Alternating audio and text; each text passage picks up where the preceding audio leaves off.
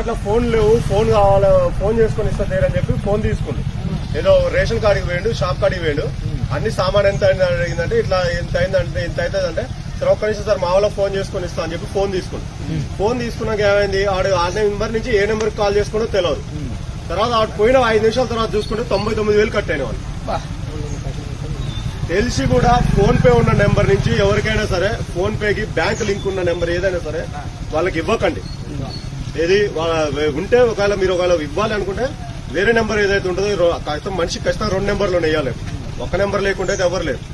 వేరే నెంబర్ నుంచి మాట్లాడి వేరే నెంబర్ ఇది ఈ ఫోన్ పేకి మన బ్యాంక్ లింక్ కి ఏదైతే నెంబర్ ఉందో ఆ నెంబర్ కి అస్సలు ఫోన్లు చేసి ఇవ్వరు. ఎవరికి ఇచ్చినా మొన్న అనుకోకుండా పిల్లవాడు సామాను తీసుకుందామని వచ్చాడు.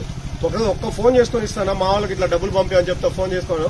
వాడు ఫోన్ చేసుకుని వెళ్ళిపోయింది. మళ్ళీ వస్తా అన్నాను వెళ్ళిపోయింది. వాడు వెళ్ళిపోయిన 2 నిమిషాలు 99,000 కట్టాను మన అకౌంట్.